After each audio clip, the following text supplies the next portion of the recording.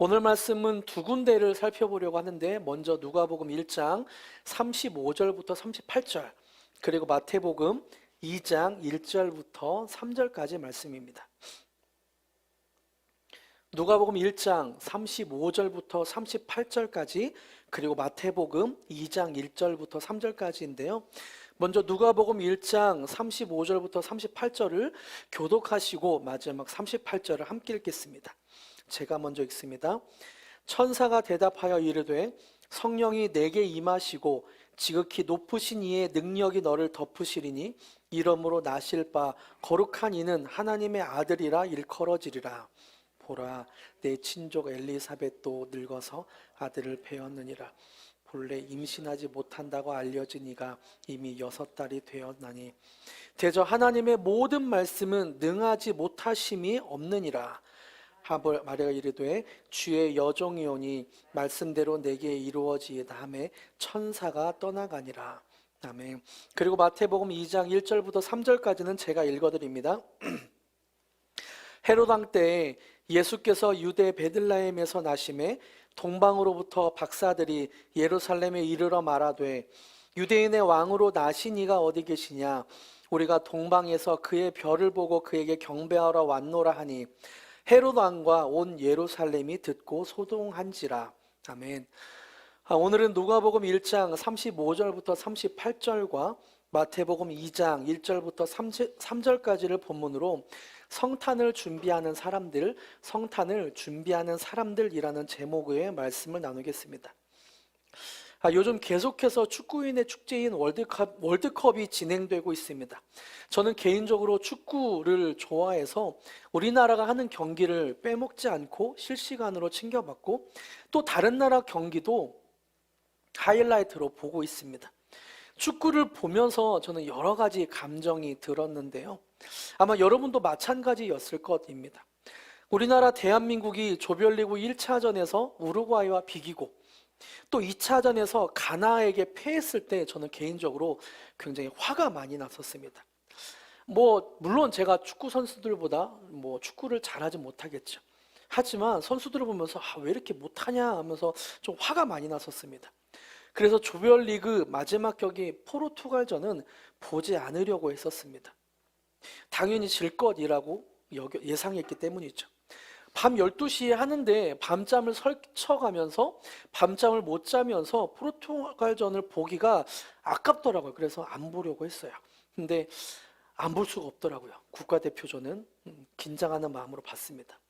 한국 축구에 실망하고 화가 나서 보고 있는데 다 알고 있겠지만 경기 막바지에 황희찬 선수가 골을 넣었습니다. 그때 저는 막 소리를 지르면서 환호했습니다. 너무 기쁘더라고요. 그리고 우루과이와 가나와의 경기가 마치고 우리나라가 16강에 올라간다 라는 소식을 들었을 때는 눈물이 핑 돌더라고요. 감격스럽더라고요. 축구 때문에 화가 나기도 하고 기쁨이 생기기도 하고 감동의 눈물까지 핑 돌았습니다.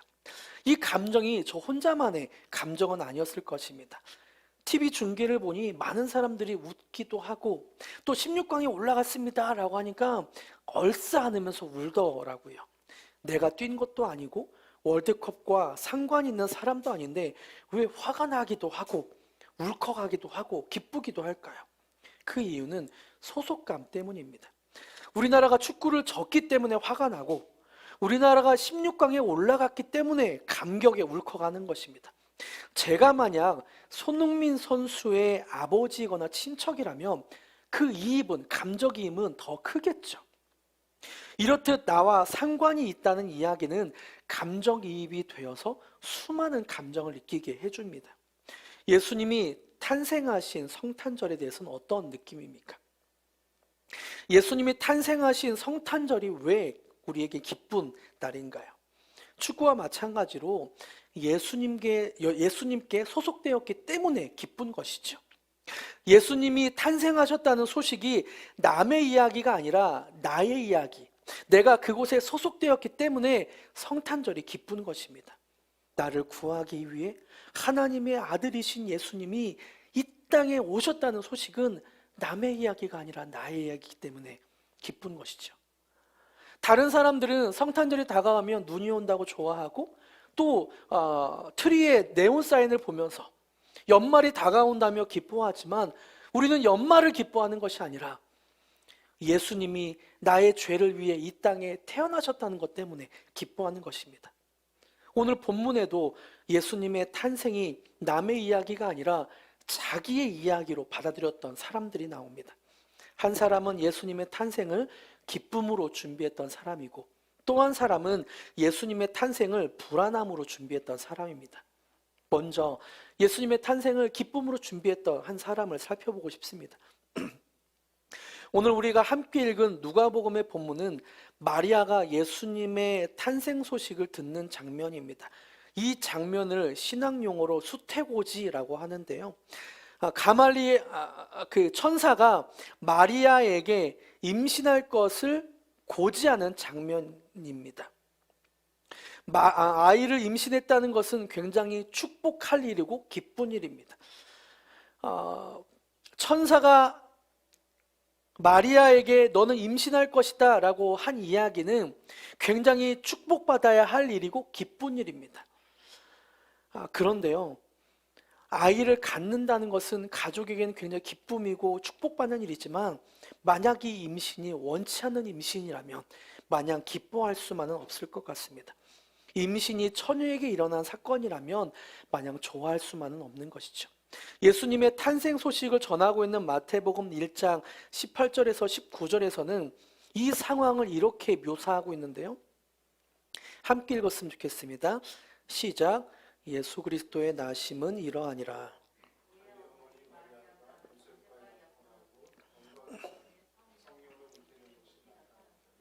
그의 남편 요셉은 의로운 사람이라 그를 드러내지 아니하고 가만히 끊고자 하여.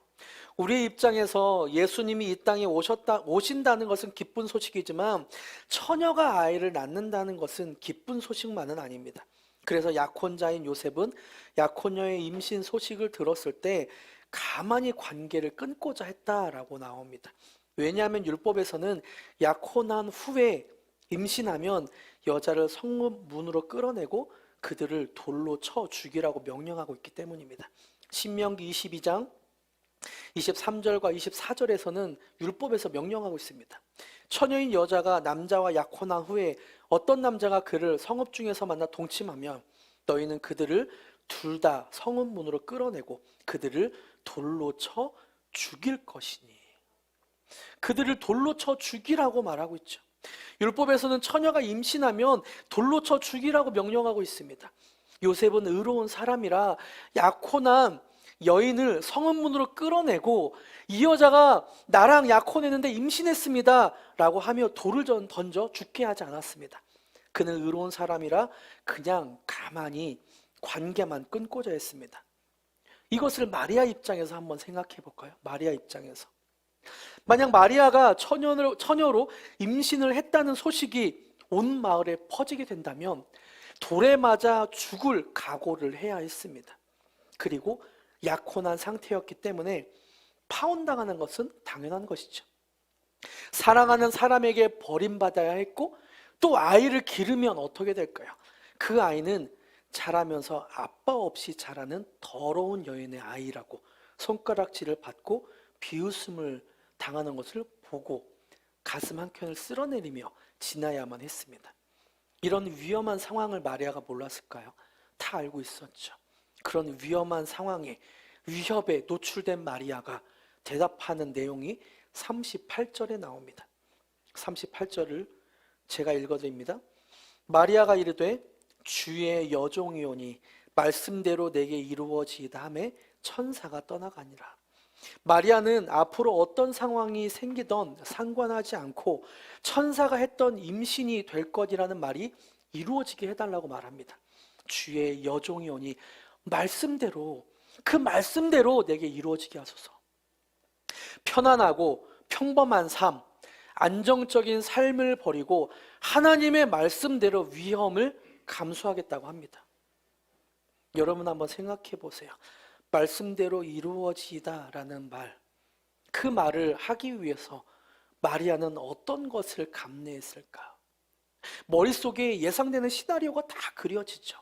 그 위험한 상황들이 다 그려지죠. 그런데 그 마리아는 어떤 생각으로 이 말씀대로 이루어지다라는 고백을 할 수 있었을까? 마리아는 믿음이 없다면 할 수 없는 고백을 합니다. 여러분, 믿음이 무엇입니까? 믿는다, 신뢰한다. 믿음이라는 말은 국어 사전을 보니까 믿고 의지한다라는 의미를 갖고 있더라고요. 믿음은 예수님을 믿을 뿐만 아니라 믿으니까 의지하는 것을 의미합니다. 문제가 생겼을 때 통장 잔고를 의지하는 것이 아니라 아플 때 내가 보험을 몇 개 들었지? 내가 실비를 들었나? 보험을 의지하는 것이 아니라 사고가 났을 때 가장 잘 해결할 수 있는 사람을 부르고 그 사람을 의지하는 것이 아니라 어떤 문제나 사고 속에서 하나님을 의지하는 것이 믿는다, 신뢰한다, 믿음이라는 표현입니다. 어찌 보면 하나님보다 물질, 지식, 사람, 권력 등을 더 의지하고 싶은 마음이 생기는 것이 당연한 것인 것 같습니다. 왜냐하면 그것이 빠르거든요. 그것이 확실한 방법이거든요. 돈이 없을 때 통장 잔고를 의지하는 것이 확실한 방법이고 빠르게 해결할 수 있는 방법입니다. 내가 사고 났을 때 그 사고를 해결할 수 있는 사람을 의지하는 것이 굉장히 확실한 방법입니다. 눈에 보이지 않는 하나님을 의지한다는 것은 불안한 마음이 생기기도 합니다. 하지만 마리아는 눈에 보이지 않는 하나님을 확실하게 믿었습니다. 신뢰했습니다. 주의 여종이 오니 어떠한 위험에도 위험스러운 상황이 온다 할지라도 말씀대로 내게 이루어지이다. 하나님을 굳건하게 믿는 믿음을 고백합니다.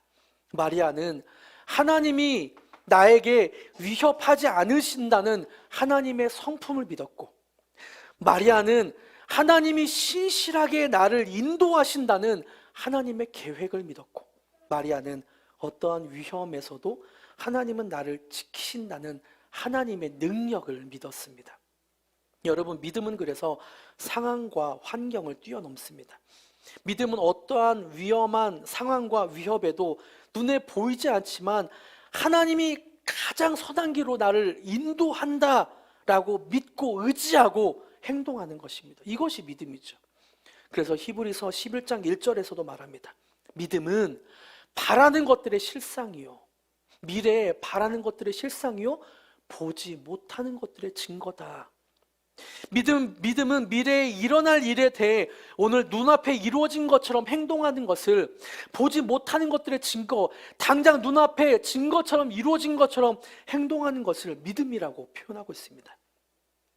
미래에 좋은 일이 있을 거야, 미래에 내가 어떤 좋은 일이 생길 거야 라고 막연한 희망이나 기대감을 갖는 것이 아니라 확실한 증거가 있는 것처럼 행동하는 것, 이것이 믿음이라는 거죠. 요즘 날씨가 매우 추워졌습니다. 겨울이 본격적으로 시작되었죠. 그런데 한겨울에 벌써부터 봄을 준비하는 사람들이 있습니다. 왜냐하면 봄이 올 것이라는 믿음이 있기 때문이죠. 백화점에 옷을 판매하는 점원들, 2023년 1월, 2월 월간지를 준비하는 사람들, 화이트데이, 발렌타인데이를 기다리는 초콜릿 사탕업체 사람들은 확실하게 믿음을 갖고 행동하고 있습니다. 확실하게 올 것이라고, 봄이 올 것이라는 믿음을 갖고 준비하고 있습니다. 사람들은 그래서 자신의 믿음대로 행동하고 준비합니다. 밤이 아무리 깊어도 아침은 반드시 올 줄 믿고 준비하는 빵을 굽는 제빵사처럼, 저녁 식사를 맛있게 먹고 밤이 반드시 올 것이라고 믿고 잘 준비를 하는 사람처럼 사람은 자신의 믿음대로 행동하고 준비합니다. 이것이 믿음이 있는 행동이죠. 마리아와는 다르게 마태복음 2장을 보면 예수님의 탄생을 준비했던 또 다른 사람이 나옵니다. 마태복음 2장 1절부터 3절까지를 함께 읽겠습니다. 시작. 헤롯 왕 때에 예수께서 유대 베들레헴에서 나심에 유대인의 왕으로 나신 이가 어디 계시냐? 우리가 동방에서 그의 별을 보고 그에게 경배하러 왔노라 하니 헤롯 왕과 온 예루살렘에 듣고 소동한지라. 아멘. 예수님이 유대 땅에 오신다는 소식을 들었던 또 다른 사람이 나옵니다. 바로 헤롯이죠. 이 사람은 왕이었고 많은 권력과 재산을 가진 사람이었습니다. 동방 박사들이 헤롯에게 예수님의 탄생 소식을 전했습니다. 알렸습니다. 그런데 여기서 아주 중요한 표현이 있죠. 동방 박사들은 헤롯에게 예수님을 유대인의 왕으로 나시니, 유대인의 왕으로 나시니라고 소개하고 있습니다. 헤롯에게는 아마 이런 생각이 들었을 것 같아요. 유대 땅에 왕이 태어난다고? 유대인의 왕이 태어난다고? 내가 유대인의 왕인데 누가 태어난다는 거지? 그러면 내 자녀들은 왕으로 승계될 수 없겠구나. 헤롯은 사실 로마의 황제에 의해 유대 땅을 다스리도록 파견된 왕이었습니다.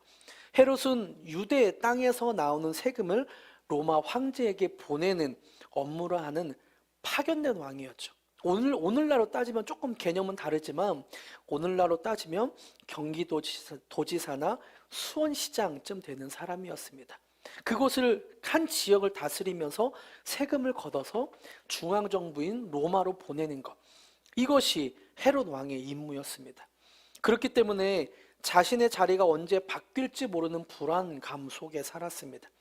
유대 땅에서 독립운동이라도 생기면 로마 황제가 잘 치리하지 못했다고 파면시킬 수도 있고, 또 정치적으로 자신과 가까웠던 황제가 폐위되고 다른 사람이 황제가 된다면 자기도 파면해야 되는, 물러나야 하는 입장이었습니다. 그렇기 때문에 누군가가 유대 땅을 다스리는 왕이 된다는 이야기만 들어도 자신의 왕의 자리에서 내려와야 되기 때문에 예민해질 수밖에 없는 상황이었습니다. 그래서 헤롯은 동방 박사들이 유대인의 왕이 태어났다는 소식을 듣자 마음이 심란했습니다. 3절에 보니까 헤롯 왕과 온 예루살렘이 듣고 소동한지라 라고 표현하고 있습니다. 소동한지라. 이 소동되는 마음으로 헤롯은 2장 16절에 보니까 행동을 합니다. 이에 헤롯이 박사들에게 속은 줄 알고 심히 노하여 사람을 보내어 베들레헴과 그 모든 지경 안에 있는 사내 아이를 박사들에게 자세히 알아본 때를 기준하여 2살부터 그 아래로 다 죽이니. 얼마나 끔찍한 일을 행하고 있습니까? 베들레헴과 그 근처 지방에 살고 있는 2살 아래의 아기들을 다 죽였습니다. 여러분, 마리아와 헤롯의 가장 큰 차이가 무엇입니까? 마리아와 헤롯의 가장 큰 차이. 마리아는 자신이 위험에 빠지는 일이 생길지라도 예수님의 탄생을 기뻐했고, 헤롯은 자기 자리를 위해 예수님이 탄생할 때 2살 아래의 아기를 죽이는 끔찍한 일을 벌였습니다. 예수님이 태어난다는 소식이 어떤 사람에게는 자신의 위험을 감내하고도 기쁜 사건이 되고, 어떤 사람에게는 위협이 되는 걸까요?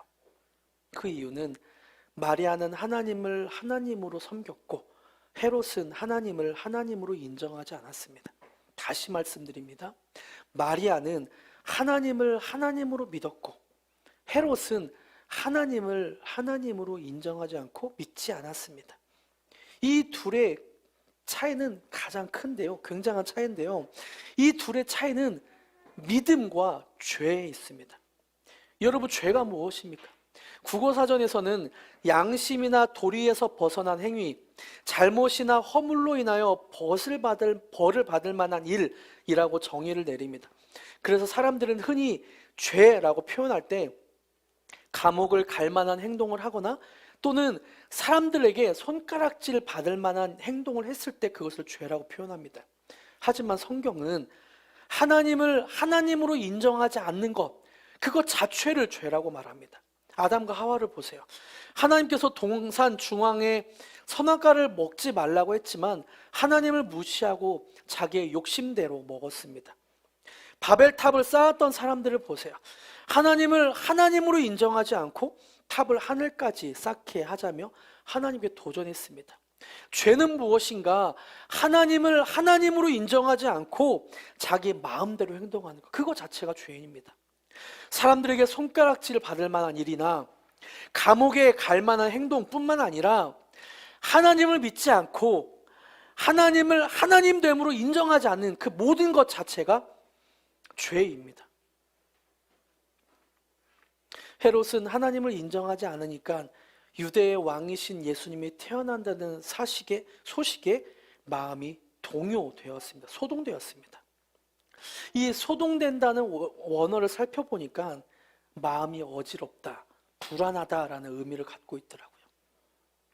헤롯은 예수님의 소식에 마음이 불안했습니다. 왜요?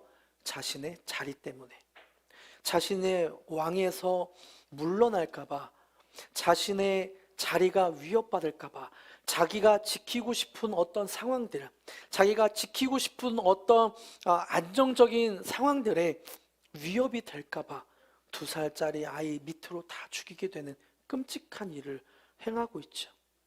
헤롯은 하나님을 하나님으로 인정하지 않았습니다. 하나님을 인정하지 않는 생각을 했고, 하나님을 인정하지 않는 말을 했고, 하나님을 인정하지 않는 행동을 했습니다. 자기의 안정만을 추구했습니다. 성탄절이 한 주 남았습니다. 여러분은 성탄절을 준비하며 어떤 마음이신가요? 어떠한 위험에도 하나님의 성품과 능력을 믿고 있나요? 아니면 헤롯과 같이 마음이 어지럽고 불안한가요? 지난주에 성탄절을 기다리며 예수님이 기뻐한 일을 하자고 도전했습니다. 성탄절에 함께 선물을 나누고 작은 콘서트를 하고 우리끼리 기뻐하는 것, 이것도 참 좋은 일이지만 이것을 넘어서 시므온과 같이 죄사함의 위로가 필요한 사람에게 안나와 같이 속량의 기쁨을 전하자고 도전했습니다. 솔직하게 말씀을 전하는 저도 일주일 동안 이런 예수님의 탄생 소식을, 죄사함의 위로와 속량의 기쁨을 누구한테 전해야 될까를 일주일 동안 고민을 많이 했습니다. 그런데 불현듯 이런 생각이 떠오르더라고요. 그 사람이 내 초대를 거절하면 어떡하지? 다른 사람이 거절할 거에 대한 생각이 들자 불안한 마음이 생기기 시작했습니다. 이 마음은 저만의 마음은 아닐 거예요. 여기 있는 사람들도 누구한테 초대하지? 초대했다가 그 사람이 거절하면 어떡하지라는 불안한 마음이 생길 수도 있습니다. 만약 내가 초대한 사람이 오지 않는다고 해서 우리의 마음을 하나님이 편안하게 지켜주실 것입니다. 헤롯과 같이 불안한 마음으로 성탄절을 준비하는 것이 아니라 어떠한 위협이 있어도 마리아와 같이 하나님이 나를 지키실 것입니다. 하나님은 나를 안전하게 지키시는 분이십니다라는 믿음을 가지고 좀 그렇게 전해봤으면 좋겠습니다. 말씀을 맺겠습니다. 우리가 예수님을 믿는다고 항상 행복한 일만 생기는 것 같지는 않습니다. 마리아처럼 원치 않는 임신이 생기기도 하고 날벼락과 같이 병이 걸렸다는 소식이 우리를 괴롭히기도 합니다. 또 인생의 동반자인 배우자의 죽음의 소식, 믿었던 회사 동료나 친구에게 배반당했다는 소식, 회사에서 그만 퇴직하는 권고의 소식 등 원치 않고 받아들이기 힘든 소식들이 들려올 때가 많이 있습니다. 하나님은 우리가 행복해 하길 원하시지만 우리 인생에는 행복만 있지는 않은 것 같습니다. 2014년도인가요? 서울도서관 외벽에 이런 문구가 적혀 있었습니다. 눈길 걷다 보면 꽃길 열릴 거야. 눈길 걷다 보면 꽃길 열릴 거야. 우리네 인생은 때로 눈길이 오는 것 같아요. 하지만 하나님을 신실하게 믿는다면 하나님이 그 눈길을 꽃길로 바꿀 것입니다. 지금은 한겨울이라 우리가 눈길을 걷지만 분명 봄은 찾아오고 꽃길은 열리게 되어 있습니다. 그렇게 신실하게 믿음을 갖고 있다면 그 꽃길을 기대하는 저와 여러분이 되길 축복합니다. 현실에서 아프고 힘들 수도 있지만 예수님이 이 힘든 길을 천국의 꽃길로 인도하실 것을, 안내하실 것을 믿길 축복합니다. 아까 찬양했던 주 예수 나의 산소망이라는 찬양을 하시면서 주님, 예수님이 나를 그렇게 구원하시는 분이십니다. 예수 그리스도가 나의 산소망이 되십니다. 라고 함께 고백하기로 합니다.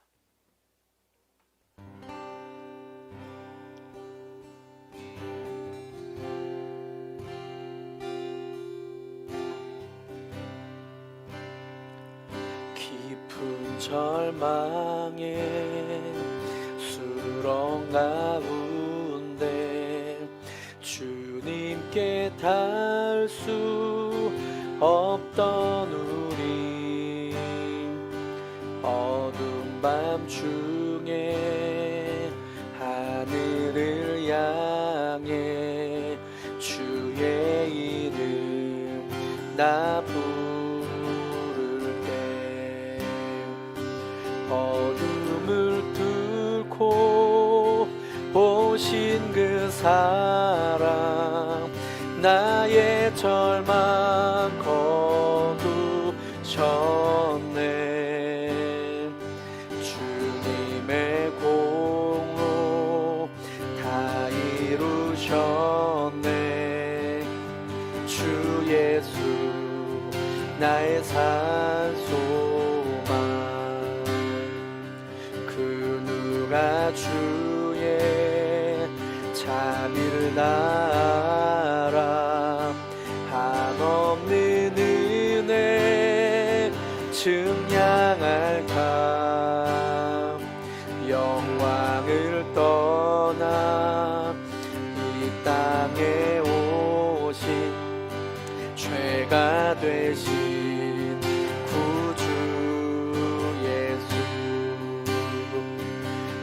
그의 십자가 내게 말하네. 영원히 난 용납됐네. 아름답신 왕 나는 주의 것 그리스도 나의 산소망. 할렐루야 주를 찬양하여라. 할렐루야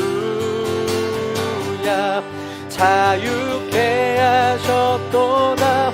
죄의 저주 끊으심 주께 구원이 있도다. 주 예수 나의 산소망. 할렐루야 할렐루야 주를 찬양하여라.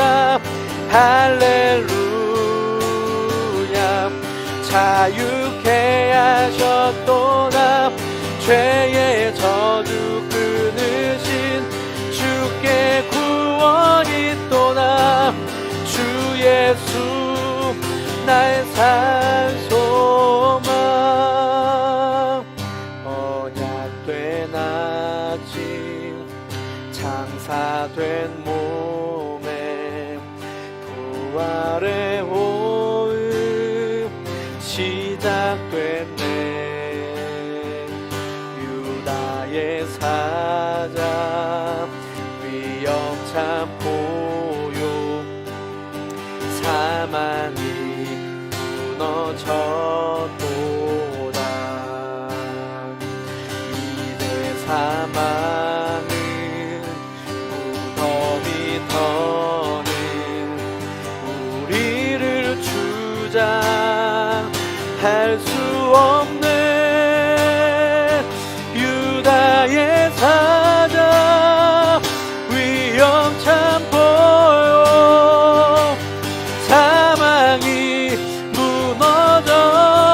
사망이 무너졌도다.